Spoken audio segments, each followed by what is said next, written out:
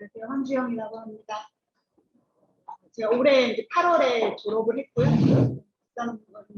을 성차이론, 리가레의 성차이론하고 에코페미니즘을 결합하는 주제로 해서 논문을 쓰고 있는데 졸업 논문 쓰는 시간이 너무 오래 걸려가지고 너무 졸업이 늦어가지고 약간 주제를 당시에 약간 또 이제 학문이 연구되는 그 흐름에 비해서 약간 뒤처진 주제인 것 같기도 해서 걱정이 되긴 하는데요. 오늘 이제 미스 리가레의 성차의 존재론, 성차의 윤리학이라는 제목으로 말씀을 드릴 텐데 논문을 쓰면서 그리고 이제 말씀해 주셨던 관사경 책을 번역하면서 이리가레 사유에 대해서 제가 좀 업데이트한 내용이 오늘 강의에 포함돼서 여러분들께 소개를 해드릴 수 있어서 생각을 합니다. 저는 지금 이제 서울시립대에서 강의를 하고 있고요. 경희대에서 해요.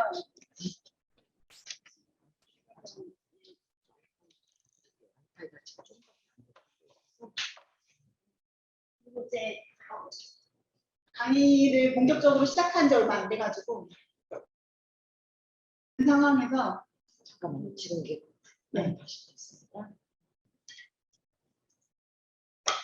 여기 채팅 보조 선택해가지고 지금 잘 들리는지 모르겠네요.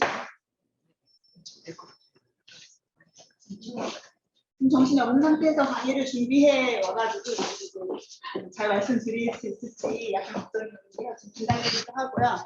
워낙 좀 긴장 많이 하는 편이어가지고 이렇게 새로운 공간에 왔을 때 조금 더 힘든데 향후 20분 정도 버벅거릴 예정이고요. 그 이후에 약간 괜찮아질 예정입니다. 지구지역 행동 네트워크는 고정갑비 선생님이 설립하신 단체, 운동단체이고요. 그래서 이제 정록보라 패러다임이라고 하는 것을 기치로 해서 이론도 생산을 하고 공부도 하고 운동도 하고 있는 그런 단체인데 제가 설립 시기 때부터 같이 이제 결합을 해서 연구활동가로 들어가는 활동을 하고 있고요. 지금은 이제 저 단체가 조금 휴직이여가지고 저쪽에서는 주로 저는 에코페미니즘 공부를 했었거든요. 그래서 이제 여기서 공부한 에코페미니즘과 혼자 열심히 공부한 이제 이리가레를 가지고 떴습니다.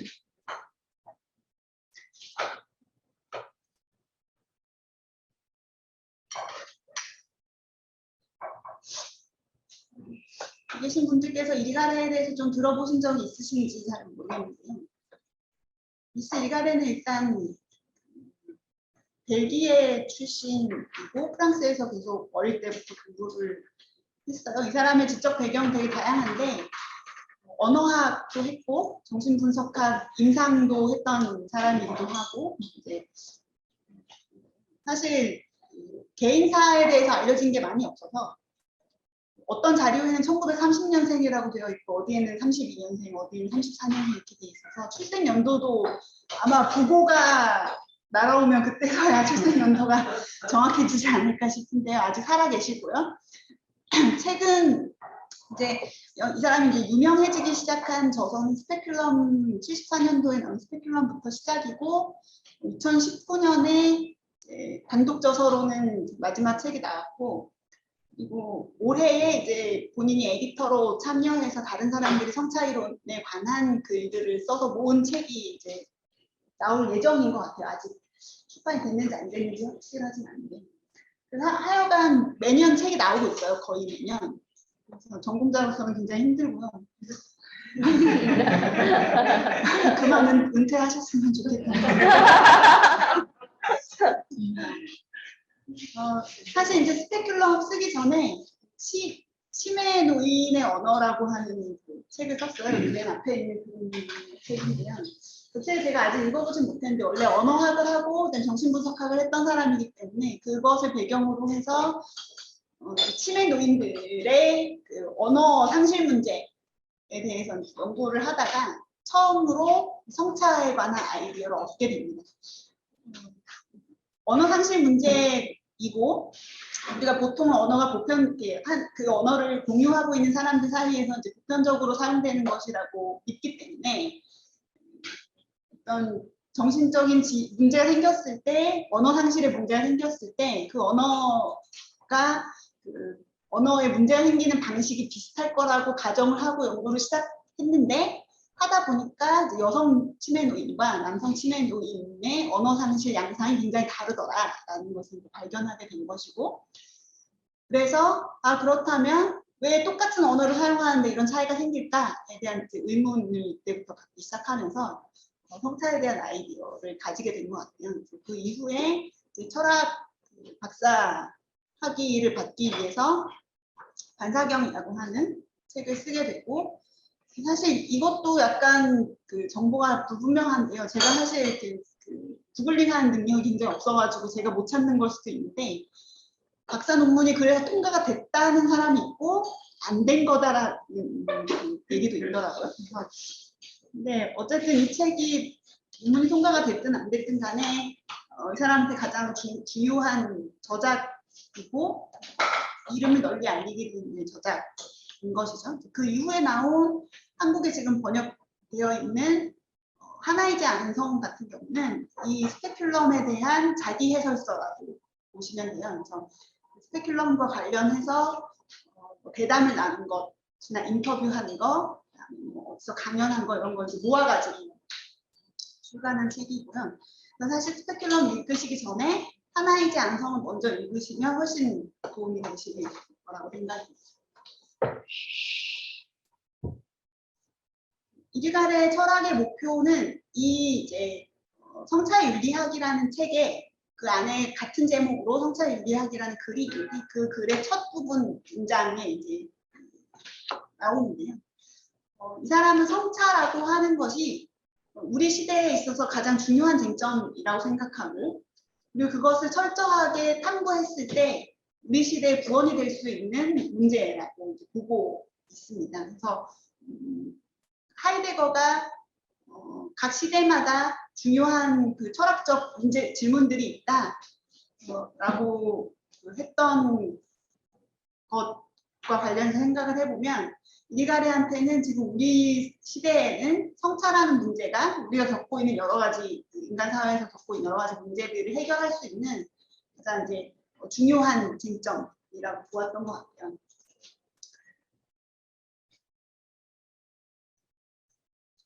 그래서 이 사람들 구체적으로 얘기를 하자면 철학의 목표는 성차를 은폐하고 제거하는 남성 중심적인 반문과 상징 질서를 비판하고 남성적 동일성으로 환원할 수 없는 진정한 의미의 성차를 복권시킴으로써 여성과 남성이 상호 주체적인 관계를 맺을 수 있는 새로운 상징 질서를 구축하는 것이 이제 이 사람의 되게 처음부터 끝까지 일관된 사유의 목표라고 할 수 있을 것 같습니다.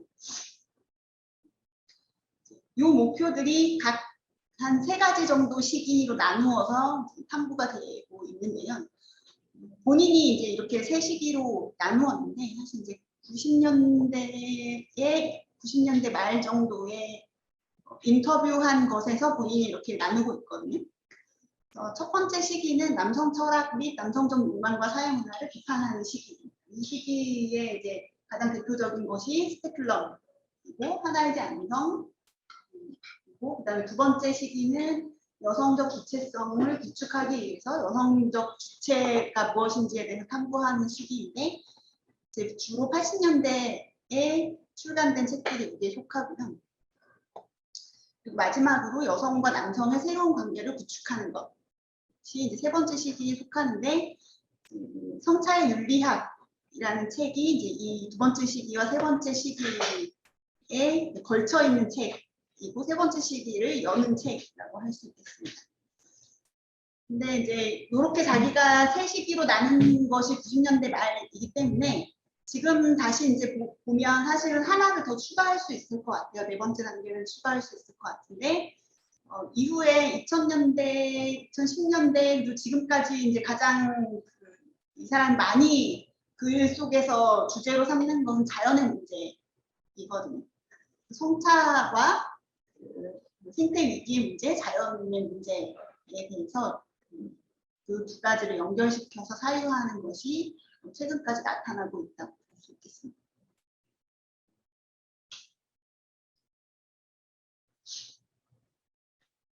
보통 근데 사실 두 번째 시기나 세 번째 시기의 글들은 많이 읽히지 않기도 하고 연구가 좀 덜 된 측면이 있는 것에 비해서 스페큘럼이 훨씬 많이 읽히고 가장 중요한 저작으로 여겨지고 있기 때문에 그 첫 번째 시기의 논의들이 훨씬 이제 소개가 많이 되는 편이에요. 사실 이제 페미니즘에서 특히 가부장제나 남성 중심주의라고 하는 것을 비판하는 방식이 굉장히 중요하기 때문에 그것을 어떻게 비판할 것인가와 관련해서 첫 번째 시기의 논의들이 많이 소개가 되는 편인데요. 남성 중심 철학에 대한 이 사람의 이제 비판의 핵심이라고 한다면 남성 중심의 철학이 동일성 원리에 묶여서 차이를 사유하지 못한다라고 하는 것이 핵심이라고 할 수 있습니다. 동일성 원리라고 하는 것이 세계 존재하는 것들을 어떤 통일적 관점에서 그 존재가 뭐 하나의 보편적이고 절대적인 진리나 존재를 통해서 다른 모든 존재자들을 이해하거나 설명할 수 있다고 보는 것이라고 간단히 이야기한다면 남성 중심 철학은 동일성 원리에 따라서 성을 이해할 때 그 동일성을 흔드는 어떤 흔적들이 나타나면 그것을 제거하기 바빴다는 거죠. 그렇다 보니까 성에 대해서 아무리 많이 이야기한 이론가들이라고 하더라도 성적 차이에 대해서는 사실 무관심해왔고 남성적인 것을 기준으로 해서 여성이나 여성적인 것을 그 기준에서 결핍됐거나 아니면 뭔가 변이가 일어났다거나 뭔가 이렇게 좀 비정상이라거나 뭔가 모자라다거나 하는 방식으로 여성에 대해서 설명을 해왔다는 것이죠. 이 사람이 이제 스페큘럼 1부에서 프로이트에 대해서 다루는데 프로이트가 아무리 많이 성에 대해서 이야기하고 여성과 남성의 성적 발달이나 성심리의 차이에 대해서 이야기해 왔어도 실질적으로는 남성의 섹슈얼리티를 기준으로 해서 여성의 것을 설명해 왔기 때문에 성차 자체에 대해서는 접근하지 못했다라고 하는 것이 이제 기억입니다. 프로이트뿐만이 아니라 자기가 다루고 있는 대부분의 남성 철학자들이 어떤 면에서는 그 철학 전통에 굉장히 타격을 가하고 그 철학의 전통적인 사고방식을 뒤집어 엎는 그 제안들을 해왔음에도 불구하고 성에 관해서 이야기할 때 특히 성적 차이에 대해서 이야기할 때만큼은 다시 동일성 논리로 돌아가는 룰을 범해왔다라고 하는 것이 공통적인 비판 지점이라고 할 수 있을 것 같습니다. 그래서 이 사람은 서양 철학이 남성적 욕망과 질서를 유일무이한 것으로 간주해 왔다는 점에서 그것을 남성 동성애적 사회라고 이제 부르기도 하고요. 남성 나르시시즘의 세계라고 부르기도 합니다. 이 사회, 이 남성 동성애적 사회 안에서는 남성이 여성들과 상호 주체적인 방식으로 교류하거나 어떤 것을 교환하지 않고 남성들끼리만 무언가를 교환하는데 그 교환의 대상이 여성이 되어왔다라고 이제 이야기를 하고 있고요. 그런 의미에서 남성이 남성적인 것에만 가치를 부여하고 남성적인 섹슈얼리티를 통해서만 쾌락을 얻는 어떤 구조이기 때문에 그것을 남성 동성애적 사회라고 일컫고 있습니다.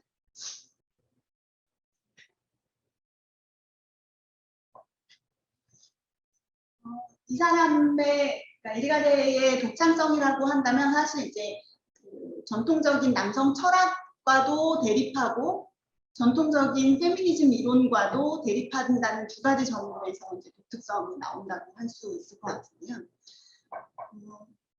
이제 이 사람은 뭐 정신분석학 페미니즘으로 분류되기도 하고 포스트 모더니즘으로 분류되기도 하는데 실제로 이제 주장하는 내용들을 보면 급진주의 페미니즘하고 굉장히 닮아 있어요. 그리고 실제로도 프랑스에서 70년대에 그 MLF 운동, 프랑스의 이제 페미니즘 운동이 있을 때 주로 피임이나 임신 중지와 관련된 권리를 주장하는 이제 운동들을 해왔는데 그런 부분에 직접적으로 참여하기도 했었거든요. 그래서 급진주의하고 굉장히 비슷한데 이제 그 점에서 어떤 점이 공통점이냐면 그 앞선 페미니즘 이론, 특히 이제 자유주의 페미니즘이 페미니즘의 궁극적인 목표가 남성과 동등해지는 것이라고 전제한 것에 대해서 비판적으로 본다는 거예요. 그 전에 이제 자유주의 페미니즘의 전통하에서 페미니즘의 목표는 남성이 기존 사회 질서 안에서 누리고 있는 자유와 권리를 여성도 똑같이 누릴 자격이 있다. 왜냐하면 여성도 인간이기 때문에. 인간으로서 어떤 자율성과 이성적 존재로서 동등한 능력을 가지고 있기 때문에 인권이라는 개념 하에서 여성도 평등한 권리를 가질 수 있다라고 하는 것이 이제 자유주의 페미니즘의 기본 주장이었다고 한다면 이리가레를 포함해서 급진주의 페미니스트들은 그 기존의 사회 질서라고 하는 것이 이미 가부장제적이고 그다음에 그 기존의 사회 자체가 남성적 가치를 중심으로 해서 이루어져 있기 때문에 그 안으로 여성들이 들어가는 것은 별로 그렇게 좋은 방법이 아니다라고 하는 주장들을 제기하기 시작하거든요.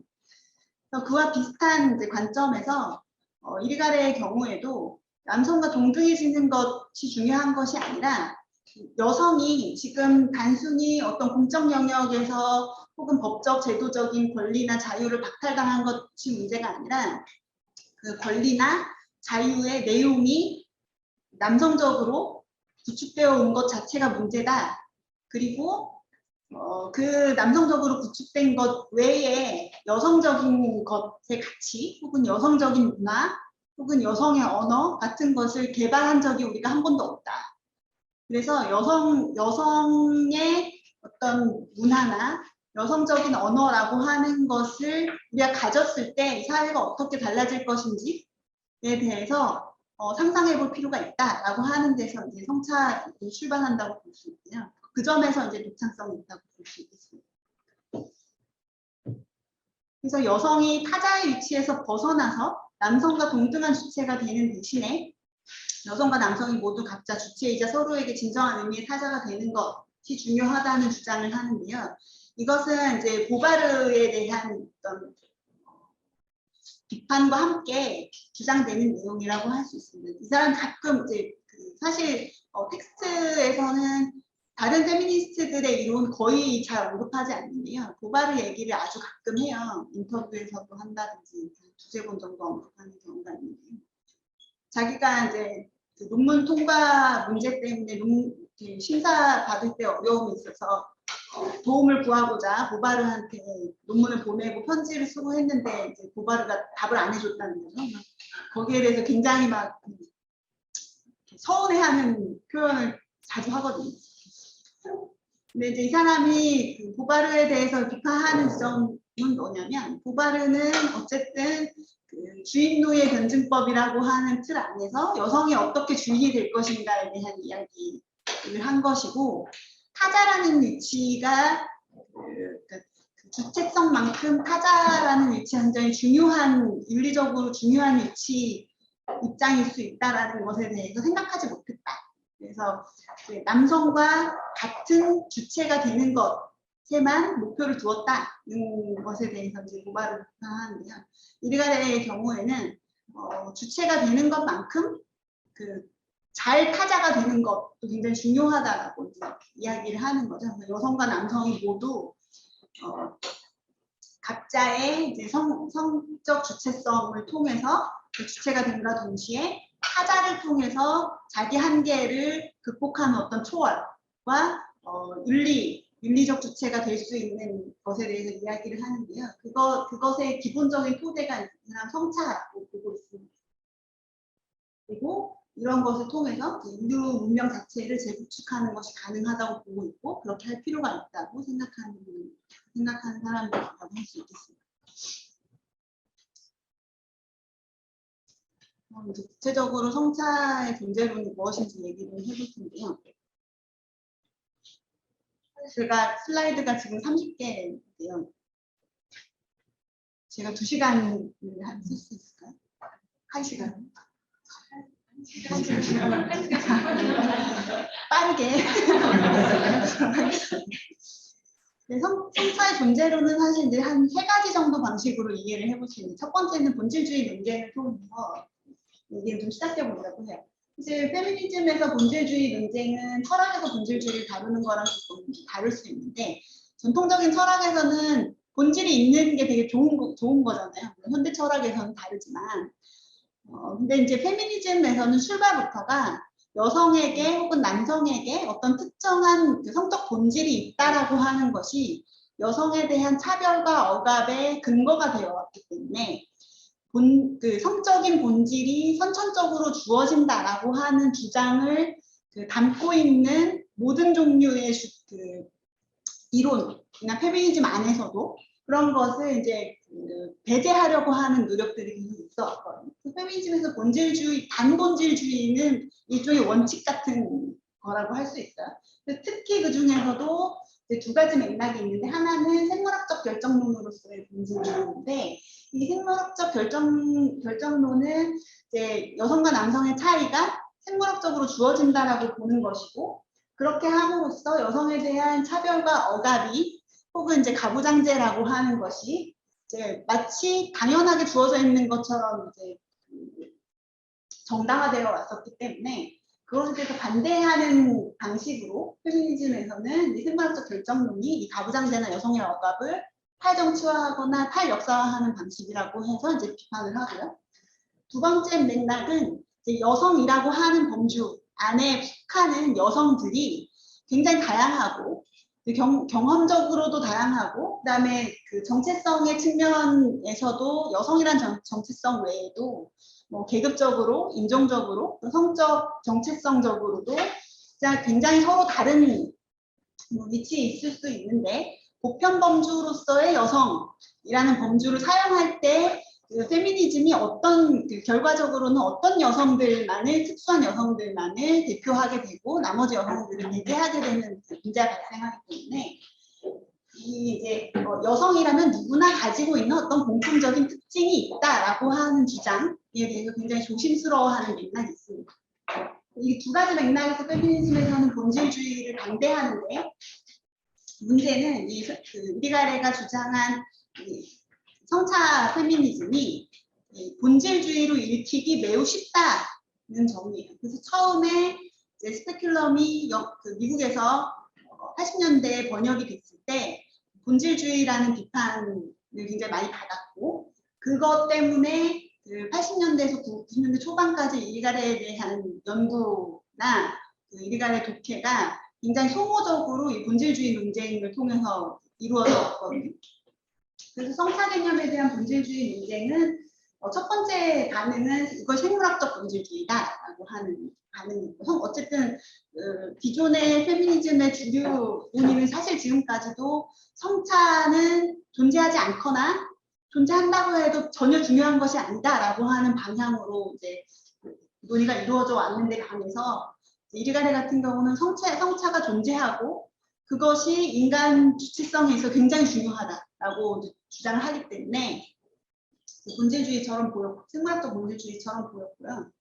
특히 이제 이 성차에 대한 주장을 하는 데 있어서 이제 여성의 섹슈얼리티의 특수성을 묘사한다든지 하는 방식이 여성의 해부학적 신체의 특징들과 결부지어서 묘사하는 내용들이 등장하기 때문에 특히 생물학적 본질주의로 보였고, 2번째는 이제 시간이 좀 지난 다음에 이 사람이 어쨌든 정신분석학자이고 낙강 정신분석학에 근거해서 물론 비판하기는 하지만 논의를 전개하고 있다는 점, 그다음에 이 사람이 페미니즘적인 배경도 가지고 있지만 어쨌든 철학적 배경을 가지고 논의를 전개한다는 점 등등을 통해서 재독해되면서 생물학적 본질주의는 아니고 대신 전략적 본질주의다라고 하는 이제 논의가 등장을 합니다. 그 전략적 본질주의라고 하는 것은 두 가지 방식으로 옹호가 되어 왔는데요. 하나는 이제 이리가리가 이야기하는 신체라고 하는 것이 단순히 생물학적 사실성으로서의 입체가 아니라 그 신체에 대한 문화적으로 상상된 어떤 형상으로서의 형태학, 그리고 이제 무의식적으로 약간 정신분석학적인 방식으로 의미된 그런 신체, 그다음에 의미가 있는 거기에 이제 부여된 신체, 그다음에 자기 신체에 대해서 주체가 갖는 이미지, 그리고 그것을 둘러싼 의미작용 전체를 의미하는 것으로서의 신체적 경험에 대한 이야기지, 그 물리적인 생물학적 신체에 관한 것이 아니다라고 하는 것이 이제 첫 번째 옹호의 방식이고, 두 번째 전략적 본질주의는 앞에서 본질주의에 대한 두 번째 이제 그 쟁점과 관련된 건데요. 철학에서는 여성이 항상 전통적으로 비본질이나 가상이나 진료와 관련돼서 설명되어 왔기 때문에 철학의 그 맥락에서 봤을 때 본질을 본질이 여성에게도 있다는 것을 주장하는 것은 중요할 수 있다라고 하는 것이 이제 전략적 본질주의라는 옹호의 첫 번째 방식이고, 두 번째 방식은 여성을 이제 이런 비본질이나 비존재의 위치에서 떼어내려고 하는 임시적 조치라고 하는 거예요. 말하자면 정치적인 이유에서 본질주의를 가정하는 것이지 이 사람이 진짜로 여성에게 어떤 본질이 있다고 믿는 것은 아니다라는 방식으로 옹호가 되었습니다.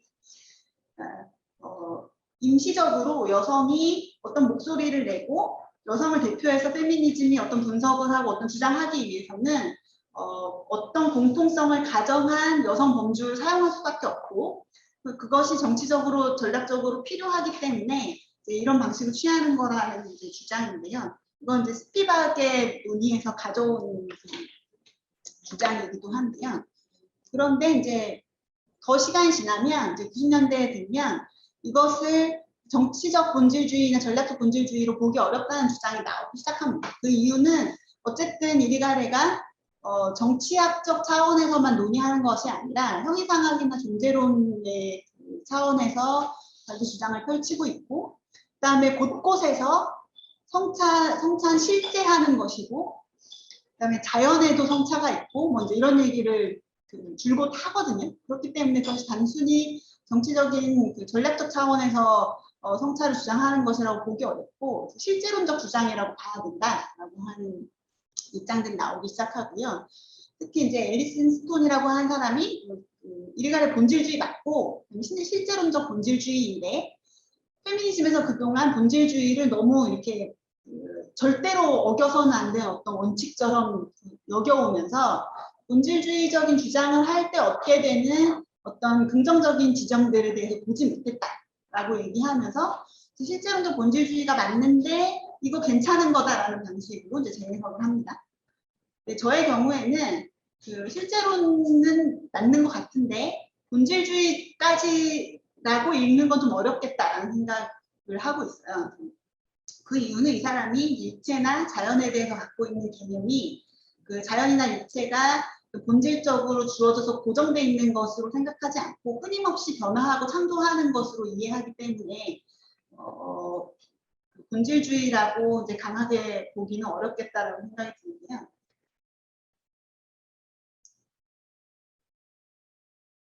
그래서 그러면 이제 전략적인 것이 아니라 존재론적인 것이라면 성차가 과연 뭐냐라고 했을 때 사실 이 사람한테 그 반사경을 처음부터 끝까지 읽으셔도 하나이지 않은 성을 처음부터 끝까지 읽으셔도 성차가 뭐냐는 개념 정의는 전혀 나오지 않습니다.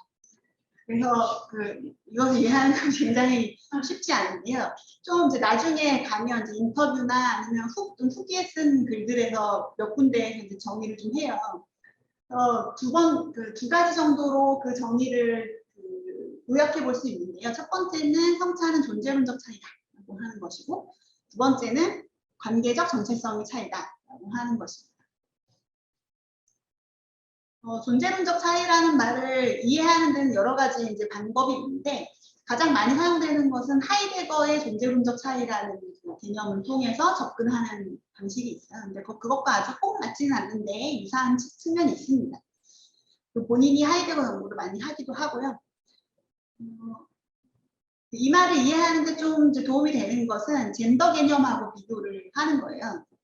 젠더 개념, 그러니까 섹스와 젠더로 구분된 어떤 젠더 개념으로서 생물학적 성과 다른 사회문화적으로 구성된 것으로서의 어떤 여성성과 남성성의 일련의 특징들의 집합을 젠더라고 한다면 존재론적 성차는 이제 이 생물학적 섹스도 아니고 그다음에 사회문화적인 차이로서의 젠더도 아니고 그 두 가지를 다 포함하면서 그 이상인 어떤 것이라고 일단 얘기를 해볼 수 있을 것 같아요. 그래서 젠더가 사회문화적으로 구성된 것으로서 이데올로기적이고 뭐 이념적인 것이거나 어떤 관습적인 것이라고 한다면 이것은 이제 역사적으로 구축된 것이고 변화 가능한 것인 거죠. 근데 존재론적 성차라고 하는 것은 말 그대로 인간 존재가 성적으로 분화된 상태로 존재하게 하는 어떤 원리 정도로 생각을 하시면 될 것 같아요.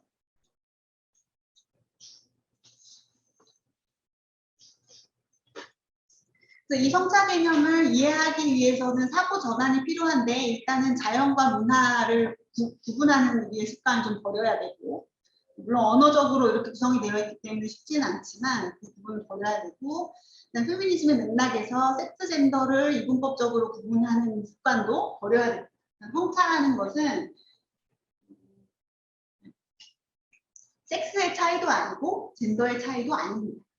그 젠더의 차이가 일종의 개인들한테서 나타나는 어떤 현상들의 차이, 현상적 차이라고 한다면 성차는 이 현상적 차이들 속에서 드러나기도 하고 억압되거나 은폐되기도 하면서 인간이 성적으로 분화되어 존재하도록 하는 일종의 구별의 원리 정도로 생각을 하시면 될 것 같아요. 그래서 이제 어떤 그 해설자에 의하면 이 존재론적 차이라는 의미를 인간은 죽을 수밖에 없는 존재인 혹은 인간은 상징적인 언어를 사용하는 존재인이라고 하는 그 인간 존재를 설명하는 아주 근본적인 그 요소들이 있는데 그 중에 하나로서 죽을 수밖에 없는 존재라고 하는 것과 마찬가지의 위상을 갖는 어떤 인간의 존재론적 조건으로서 성적으로 분화되어 있음이라고 하는 것을 지시하는 것으로 설명하기도 합니다. 그래서 성적으로 분화되어 있는 성적으로 분화되어 있다는 것이 이제 인간의 존재 조건이자 그리고 그것이 인간 존재자를 통해서 성차가 발현된다는 것을 의미하기도 하는 거죠. 그리고 이를 통해서 하는 얘기는 인간 존재자가 존재와 맺는 관계가 적어도 둘 이상이다 라고 하는 것입니다.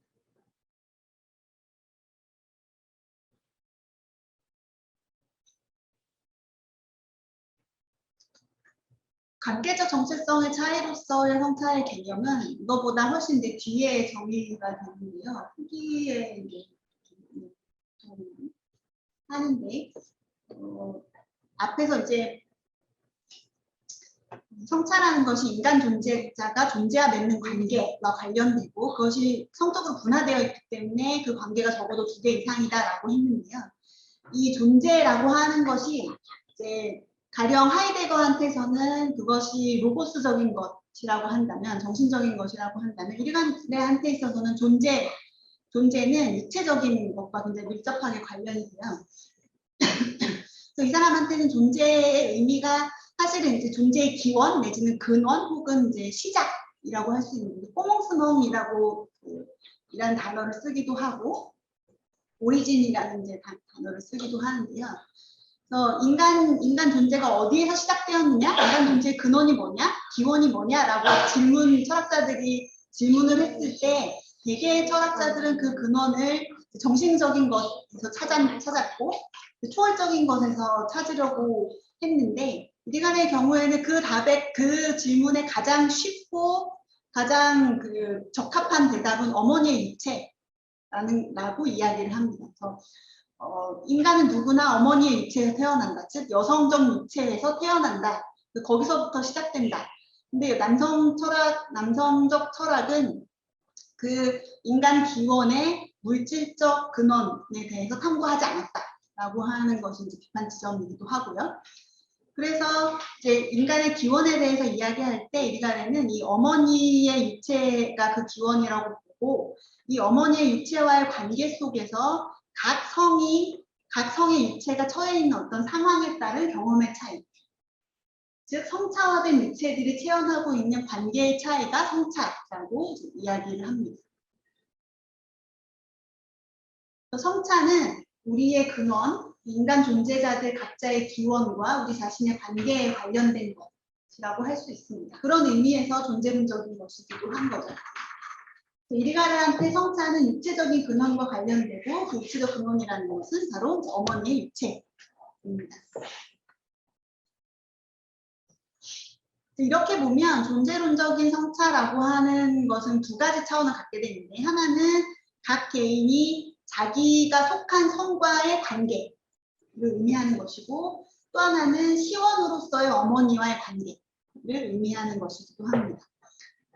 그래서 성차는 무엇보다 먼저 인간 존재들이 한 사람들과 타자들이 갖는 관계로 들어가는 방식에 상응하는 것이고, 성들 사이의 차이는 단순히 생물학적이거나 사회적인 것이 아니라 관계적 정체성의 차이다, 이렇게 얘기를 하는데요. 조금 더 구체적으로 이야기를 하자면 이게 이제 이 사람의 정신분석학자로서의 측면이라고 할 수 있을 것 같은데요. 어쨌든 어머니는 나의 모든 것의 기원이고 최초의 것, 내 생명을 낳아주었고 나를 최초로 길러준 사람이기도 하고 첫 번째 집이고 첫 번째 세계이고 내 유체와 생명의 물질적 기원이고 출생의 장소이고 그다음에 첫 번째 타자이고 첫 번째 사랑의 대상이란 말이죠. 그런 점에서 어머니와의 관계라는 것은 주체가 다른 타자들이나 자신이 속한 세계에 대해서 관계를 맺을 때 끊임없이 영향을 미치는 어떤 시원적인 관계로 이야기가 됩니다. 근데 문제는 이 두 가지 관계, 그러니까 한 사람이 자기가 속한 성과 맺는 관계와 자기가 태어난 곳인 자기의 시원인 그 어머니와 유체에 대해서 맺는 관계, 이 두 가지 관계가 여성한테는 일치하는데 남성의 경우에는 일치하지 않는다는 데 있습니다. 그래서 여성은 자기가 속한 성이 여성이면서 동시에 자기를 낳은 사람이 여성이잖아요. 그래서 자기랑 동일한 성에 속하는 사람이 자기를 낳아주었는데 남성의 경우에는 자기가 속한 성이 남성인데 반해서 자기를 낳은 사람, 자기의 기원이 되는 사람은 여성이기 때문에 그 차이가 발생하죠. 그래서 여성의 경우에는 자기가 속한 성에 대해 맺는 관계와 자기 존재의 근원으로서의 어머니에 대한 관계가 일치하기 때문에 이 둘의 관계를 맺는 데 있어서 뭐라고 할까요? 불안한 지점이 별로 없는데, 그래서 여성에게는 여성은 이 어머니와 분리돼서 자기의 독립적인 어떤 주체성을 갖게 되는 그 과정에서 어머니와의 동일성이라는 것을 계속 유지할 수 있기 때문에 그 분리 과정이 그렇게 고통스러운 과정이 아닌데 비해서 남성의 경우에는 자기의 성적 소속을 통해서 정체성을 구성하는 데 있어서 자기의 근원인 어머니와의 성적 분리와 그 동일시보다는 구별의 과정이 훨씬 중요하기 때문에 그 자기의 기원과 분리되는 그 과정이 남성에게는 훨씬 고통스럽다는 거예요.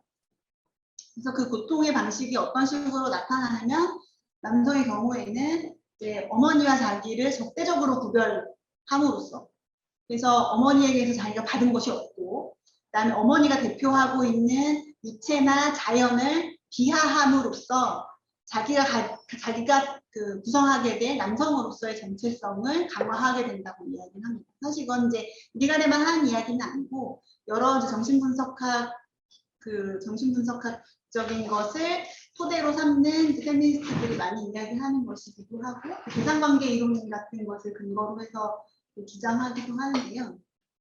그래서 여성에게는 상호주체적인 관계가 좀 더 쉬운 반면에 어머니와의 구별이 어려운 것이 문제 지점이라고 이제 이간에 얘기합니다. 어머니랑 너무 동일시가 되어 있기 때문에 나의 여성적인 주체성과 어머니로서의 정체성을 구별하기 어렵게 되고, 그렇게 함으로써 특히 어머니로서의 정체성을 갖기를 강하게 요구받는 가부장제 안에서는 여성이 자기의 성적 주체성을 구성하는 데 있어서 여성으로서의 여성 정체성을 구성하기보다는 어머니로서의 여성 정체성을 구성하기가 훨씬 쉽게 된다는 거예요.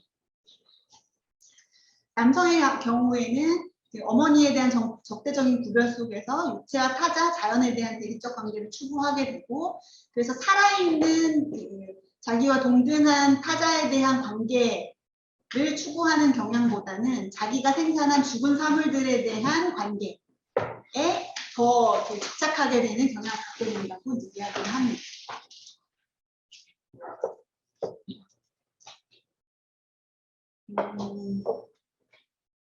시간이 많지 않기 때문에 이 경작과 자연에 관한 부분은 스킵을 하도록 하겠습니다. 나중에 혹시 질문을 하시면 하도록 하고요. 여기 마지막 부분만 살짝 볼 텐데요.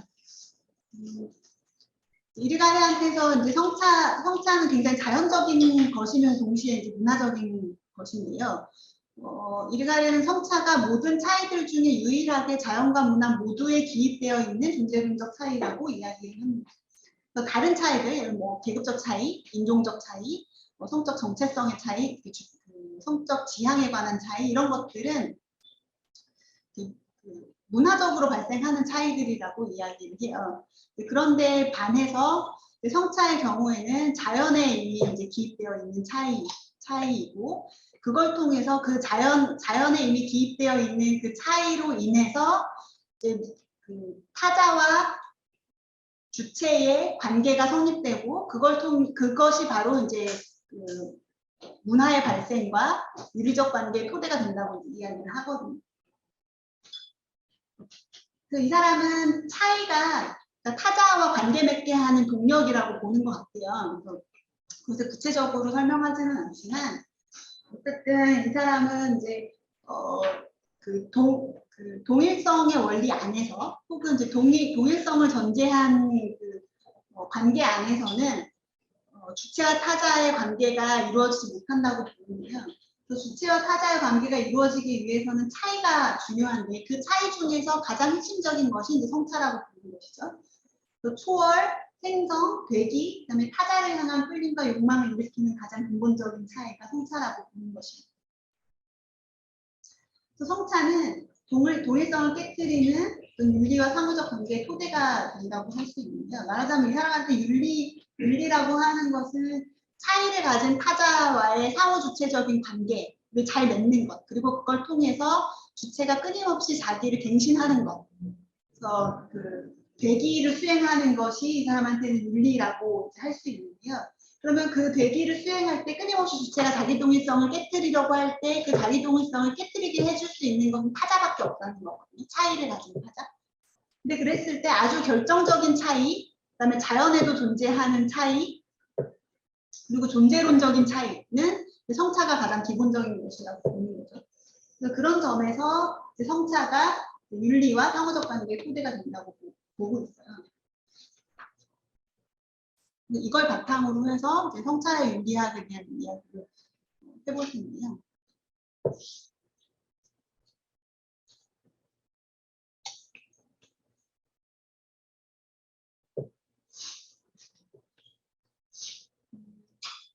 성차를 설명하는 또 다른 방식은 성차가 생성 혹은 되기의 과정이라고 하는 것입니다. 드브닝크라는 말을 통해서 표현을 하고요. 그러니까 성차가 이제 본질주의적이지 않다는 점이 이런 대목에서 나타나는 것이라고 할 수 있을 것 같아요. 성차가 물론 자연에도 존재하는 것이고 생물학적인 것이기도 하지만, 그것을 이제 앞에서 이제 경작 부분을 우리가 뛰어넘고 왔는데요.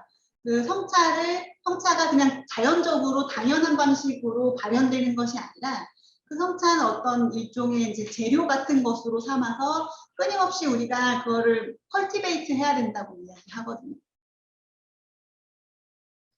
그래서 한편으로는 인간한테 성차는 발굴해야 되는 것이면서 동시에 창조해야 되는 것으로 이야기가 돼요. 그래서 성차는 단순히 가지고 있는 어떤 것을 자연스럽게 발현하는 것의 문제가 아니라 계속해서 끊임없이 생성하고 대기의 과정을 통해서 이제 세대 간의 차이를 일으키면서 역사적으로 구성되는 것이기도 하거든요. 그래서 이런 설명을 통해서 이제 본질에 함몰되지 않으면서도 자연과 문화 모두를 포함하는 그런 세계에 이제 뿌리내린 성적 존재로서의 인간에 대한 이야기를 하려고 하는 것으로 보여요. 그래서 이 사람은 인간의 본질이 이제 미리 주어진 것이거나 달성해야 할 목적으로 있는 것이 아니라 타자와의 관계를 통해서 그 관계를 맺는 과정에서 구성해가는 통일성이라고 이야기를 합니다.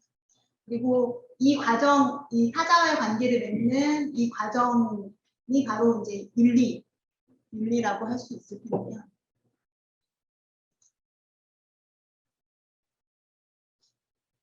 보통 이제 전통 철학에서 주체와 타자의 관계를 이야기할 때 타자라고 하는 것은 주체의 타로 나타나거나 아니면 진리나 보편이나 어떤 공동선 아니면 뭐 하이데거의 경우는 존재 같은 것을 매개로 해서 만나는 어떤 설정입니다.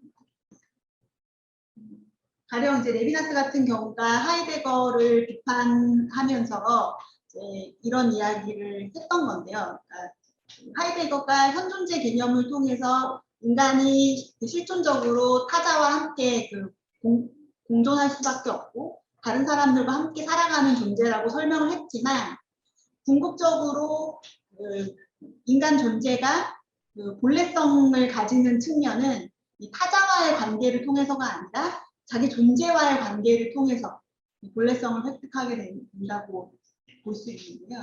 이제 그런 점에서 레비나스는 하이데거를 비판하면서 하이데거는 이제 얼굴 대 얼굴의 관계, 파스와 파스, 주체와 타자의 직접적인 1대1 관계를 설명하지 못했다라고 얘기를 하거든요.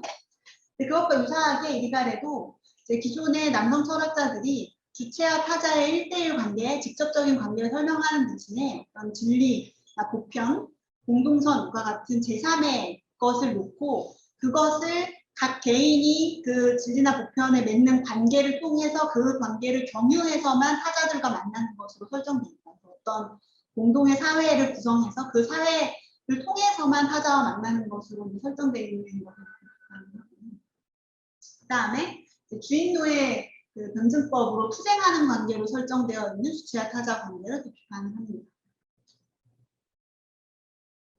주인노의 변증법으로 이 관계를 설명할 때는 어쨌든 누군가는 주인의 위치에 있고 누군가는 노예의 위치에 있게 되고 그러니까 보바르의 경우에도 사실은 이 틀 안에서 여성과 남성의 관계를 주체와 타자의 관계로 이해를 했던 건데 남성이 주체성을 독점을 하고 여성은 타자로 설정되어 있음으로 해서 그 주체인 남성에게 종속되어 있다는 방식으로 설명을 했거든요. 근데 이 주인노의 변증법의 관계로 주체와 타자의 관계를 설명할 때는 어쨌든 여성과 남성 둘 중에 하나는 주인이거나 노예이거나 하는 관계를 엎치락뒤치락하면서 계속 반복할 수밖에 없다는 거죠. 그러면 상호 주체적인 관계는 불가능한 것인가? 라는 질문을 할 수 있을 것이고 이리갈에는 성차야말로 상호 주체적인 관계의 모델이 될 수 있다고 이야기를 합니다. 그 이유는 이제 뒤에서 더 설명을 하겠지만 다른 인간의 다른 관계들 예를 들어서 부모 자식의 관계 예를 들자면 부모 자식의 관계는 굉장히 수직적인 관계이죠. 아무리 평등하게 자녀를 대하려고 한다고 해도 자식이 부모를 낳아줄 수는 없기 때문에 역전할 수 없는 부분들이 분명히 남아있게 돼요. 그래서 수직적인 관계인 것이고 그리고 뭐 계급 관계나 이런 그런 관계들은 본질적으로 대립하는 갈등 관계인 것이죠. 그런데 비해서 여성과 남성의 관계는 가부장제 사회 안에서는 역사적으로 대립하는 관계로 구성되어 왔지만 실제로 그러니까 본질적으로는 여성과 남성의 관계가 대립의 관계는 아니라는 거예요. 여성과 남성의 관계는 그 자체로는 가장 수평적인 관계이어야 하고 그렇게 만들어진 관계라고 이제 보는 것이죠. 그렇기 때문에 이 가장 수평적인 관계를 모델로 삼아서 성차의 관계를 모델로 삼아서 윤리적인 상호주체성의 관계를 구성해 볼 수 있다고 하는 것이 이 사람의 성차의 윤리학의 기본적인 토대라고 할 수 있을 것 같습니다. 이리가레는 성적 타자가 차이나는 주체가 아니라 주체의 부정성, 여성이 남성 주체의 날 A로 전락한 상황이 현재 상황이라고 진단하는데요. 서로 차이를 가지고 있는 어떤 성적 타자로서 여성과 남성의 관계가 이루어진 것이 아니라 보편적이고 객관적인 어떤 주체 입장을 남성이 장악하고 그 주체성이 마치 중립적인 것처럼 여겨지고 있는 상황에서 여성은 그 중립적이고 보편적인 주체성에서 뭔가가 모자라거나 뭔가를 덜 갖고 있거나 뭔가 결여되어 있고 한 등급 떨어지는 어떤 주체, 같은 인간이라서 남성과 유사하긴 하지만 어떤 면에서 남성에 비교하자면 동물에 더 가깝기도 한, 그래서 같은 종이지만 같은 종이 아닌 것 같은 어떤 존재로 설정되어 왔다는 거죠. 그렇게 함으로써 이제 성차라고 하는 것이 차이 자체로 설명되기보다는 남성이 아닌 어떤 것, 남성과 다른 어떤 것으로 설명되어 왔다는 것이죠. 그래서 여성이 남성 주체의 나 A로 설정되어 왔다는 것을 비판하면서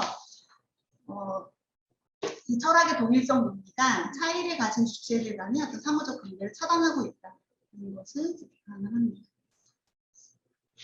그래서 이제 가부장제 사회에서 여성은 남성의 부정으로만 이제 존재하게 되고 남성 주체는 그렇다고 해서 남성 주체가 주체성의 자리를 독점함으로써 좋기만 하냐라고 하면 그렇지 못한 것이 남성 주체는 또 자기의 되기를 수행하기 위해서 진정한 의미의 타자를 만나야 되는데 이 세계에는 남성 동일성 세계로서 진정한 의미의 타자가 없고 남성 주체성의 타들만 존재하는 남성 나르시시즘적인 세계이기 때문에 남성 주체 역시 타자를 망각하고 자신의 생산물들과만 관계를 맺고 있는 진정한 의미의 주체 타자의 어떤 관계를 상실하고 있는 상태다 진단을 합니다.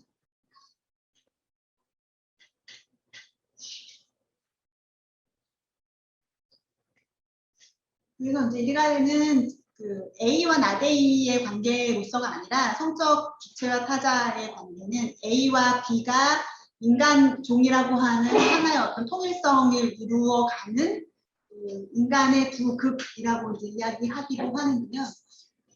그래서 이 사람 변증법적 관계가 중요하다고 이야기하지만 그것이 A와 not A의 변증법이 아니라 A와 B의 변증법이어야 한다고 이제 이야기하거든요.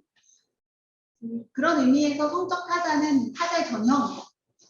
성적 타자를 타자의 전형으로 삼고, 그래서 그렇기 때문에 성차가 은폐되면 성차뿐만 아니라 다른 차이들도 인식될 수 없다고 주장을 합니다. 그래서 주체도 자신의 도특성을 직면할 수가 없고, 주체가 자신의 도특성을 직면하게 되는 것은 타자와의 관계 속에서인데 진정한 의미의 타자가 존재하지 않고 주체와 타자의 관계가 없기 때문에 이 주체도 자신의 차이와 독특성을 인수할 수 없게 된다고. 그래서 이 사람한테는 성차의 망각이 타자의 망각을 일으키는 근본 원인이고, 그래서 이것이 이제 존재 망각의 형태라고 이야기를 합니다.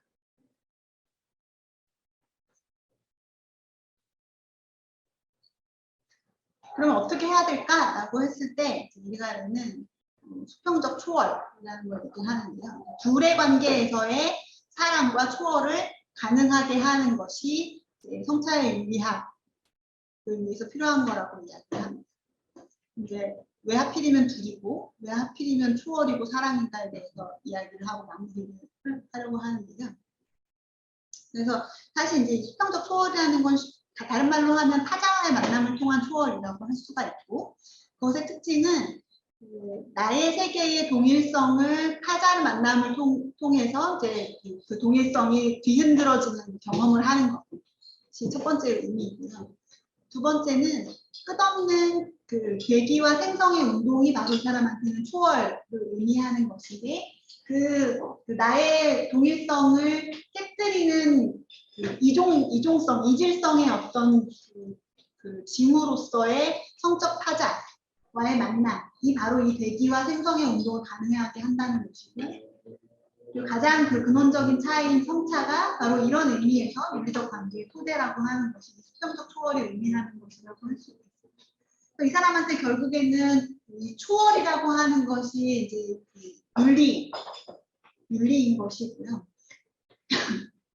그래서 끝없이 자기 동일성에 머무르지 않고 그래서 그 동일성을 흔드는 방식으로 대기와 생성의 운동을 하는 것이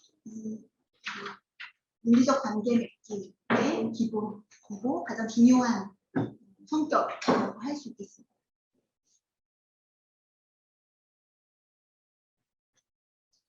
그래서 타자의 차이를 인정하고 주체와 타자 사이, 여성과 남성 사이의 상호 주체적 관계를 일구기 위해서 무엇을 해야 할까라고 했을 때 이 사람이 얘기하는 것이 결국에는 이제 둘의 관계에서 초월과 사랑이 가능하게 하는 것인데요. 왜 하필이면 둘인가? 사실은 이제 그 이리가레한테 제기되는 질문들 중에 하나가 그 차이를 얘기하면 사실 이제 차이를 중요하게 생각하는 현대 철학자들은 되게 많은데 그 차이들 그냥 여러 가지 n개의 차이, 복수적인 차이를 주장하면 될 것인데 왜 하필이면 두 개의 성차라고 이야기하는 것인지에 대한 궁금증이 있거든요. 이 사람이 이제 왜 둘을 얘기할까라고 했을 때 그것은 이 사람이 이제 다자 간의 관계를 좀 경계하기 때문에 그렇다고 볼 수 있어요. 다자라고 하는 것은 관계를 맺지 않는 원자적 단독성들로 제멋대로 분산된 일자, 즉 동일자의 여러 타자들이 되기가 굉장히 쉽다라고 하는 것이 이제 사람의 생각이에요. 특히 이제 가부장제 사회에서 일자 혹은 이제 그 유일한 어떤 주체성의 자리를 남성이 득점하고 있는 상황에서 그 어떤 그 다자 혹은 n개의 차이라고 하는 것은 그것을 수행할 수 있는, 그것을 누릴 수 있는 어떤 그 차이, 다양한 차이들을 누려볼 수 있는 것은 이미 주체성을 획득한 사람들이지 아무 주체성도 갖지 못했던 여성은 아니다라고 이제 보는 것이기도 한 거죠.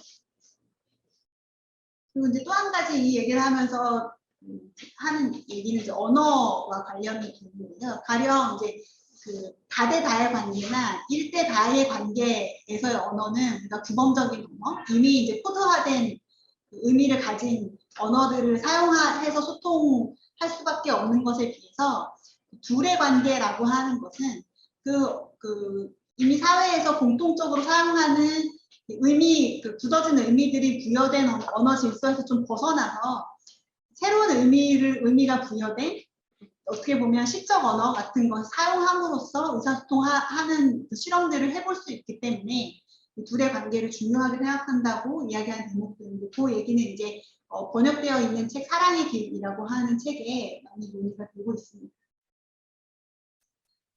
다자 관계는 주체 타자 관계, 상호 주체적 관계를 다시 전체성, 동일성의 세계로 포섭할 위험이 높기 때문에 중요한 부분이지만 복수성이나 다양성 굉장히 중요하지만 일단은 윤리적 관계의 모델로서는 1대1의 관계, 둘의 관계에서 출발하는 것이 더 중요하다라고 보는 것이라고 할 수 있거든요.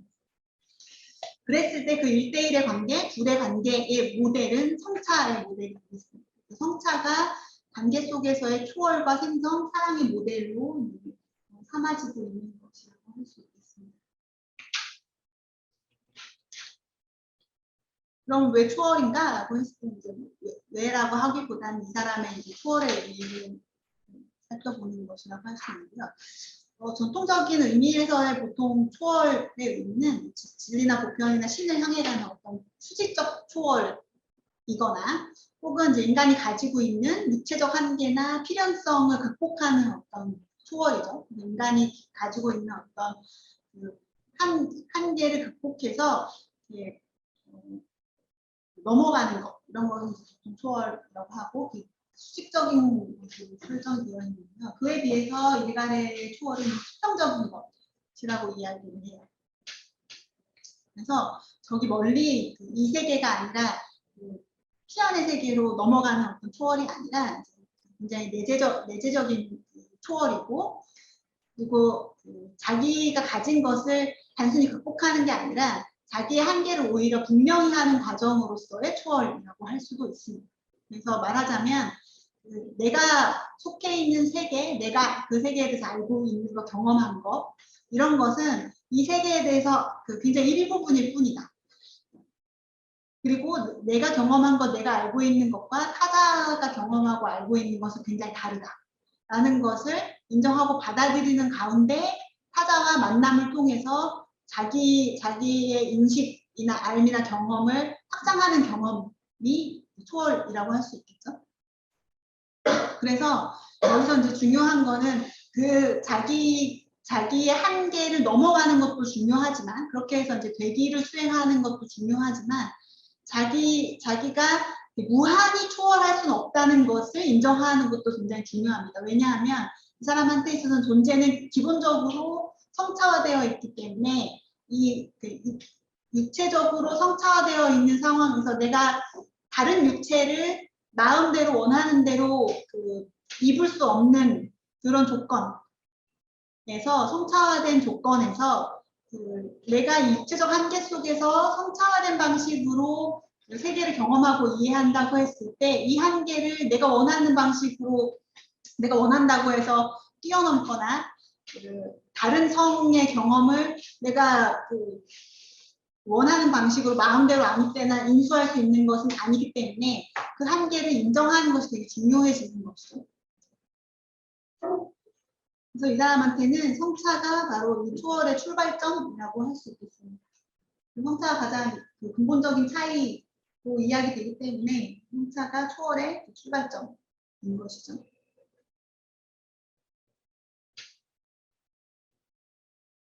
이거 앞에서 이제 여기 반복되는 슬라이드를 가지고 넘어가도록 하겠습니다. 마지막 슬라이드는요. 수평적 초월의 다른 이름은 사실 이제 사랑이라고 할 수 있고, 사실 주디가레가 후기에서 사랑에 대한 이야기를 많이 하기 시작하면서 이제 보수화되었다 그런 평가를 받기도 하고, 사실 페미니스트가 이제 페미니즘 논의 안에서 명성을 얻고 좀 인기를 끌고 이제 이렇게 하는데 되게 중요한 거는 날카로운 비판이거든요. 근데 이제 날카로운 비판의 단계를 넘어서서 후기에 이르면 자꾸 사랑이니 뭐 이런 얘기를 하니까 좀 너무 말랑말랑해졌다 이제 이런 평가들을 하곤 하는 것 같아요. 근데 이 사람이 얘기한 사랑은 쉽지 않고 어려운 것이고, 그다음에 현재에 없는 것이기도 하기 때문에 그렇게 이제 말랑한 얘기인 것만은 아닌 것 같아요. 그래서 이 결국 사랑은 두 가지 유형으로 이 사람이 얘기를 하는데, 하나는 동일자의 사랑이고요. 타자를 나의 이해의 범주들, 욕구들, 기대들을 통해서 파악하고 이해하는 방식들, 우리가 가장 흔하게 사랑이라고 하는 것들이고, 사실 부모 자식 간에도 나타나는 사랑의 방식이고, 연애 관계에서도 나타나는 사랑의 방식이고, 우리에게 익숙한 방식인 거죠. 근데 진정한 의미의 주체와 타자의 관계에서의 사랑은 타자의 사랑인데, 그래서 우리 자신을 초월해서 나와 다르고 새롭고 경이로운 타자를 향해 가는 방식이라고 할 수 있겠고, 이것을 이 사람들 새로운 종류의 본질법적 관계라고 부릅니다. 그래서 이제 인간에는 욕망을 이제 정신분석학에서는 욕망을 결핍 중심으로 해서 설명하는데, 이 사람은 욕망을 이제 끌림으로 설명을 하거든요. 차이나는 대상 타자를 향한 끌림을 설명을 해요. 그래서 그 끌림을 단순한 욕구의 차원에서 진정한 의미의 욕망, 타자와의 관계 속에서의 사랑으로 변화시키는 것이 이제 문화적인 컬티베이션이라고 이야기하거든요. 그리고 그걸 이제 수평적 초월을 감각적 초월이라고 다른 이름으로 부르기도 하고요. 그래서 이 사람 이렇게 이제 이게 이 내용이 사랑의 길이라는 책에도 나오고 또 그 성찰의 이야기라는 책에서도 이야기를 하는데요.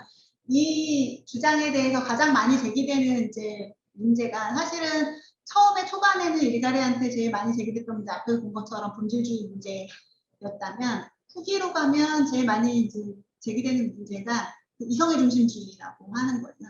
그래서 어쨌든 윤리적 주체성의 모델, 타자와 주체의 관계의 가장 좋은 모델로서 이성의 관계에서의 성차의 관계에서의 둘의 관계에 대해서 이야기하고 있기 때문에 이성의 중심주의에 대해서 많이 받게 되고요.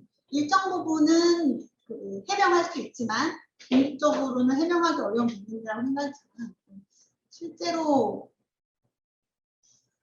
이성의 중심주의적인 측면들이 나타나기도 하고 바로 그 지점에서 이제 버틀러하고 가장 많이 대립하는 지점이라고 할 수 있겠습니다.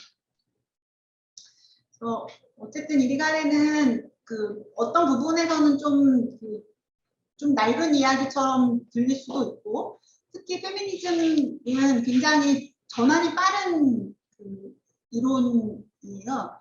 실천하고 굉장히 가깝게 붙어있는 이론이기 때문에 사회적 상황이나 문화적인 흐름이 변하면 페미니즘 이론에서 각광받는 개념이나 이론의 경향도 굉장히 빨리 변하거든요. 그렇다 보니까 사실 페미니즘 연구에서는 철학계의 연구처럼 막 고전을 파고들고 읽고 또 읽고 새롭게 해석하고 이런 작업들을 많이 안 해요. 많이 안 하는 편인데 그렇다 보니까 요새 이제 강연 다니다 보면 여기는 이제 연령대가 좀 있으신 편이지만 20대 분들이 많은 공간에 가서 이야기하면서 이제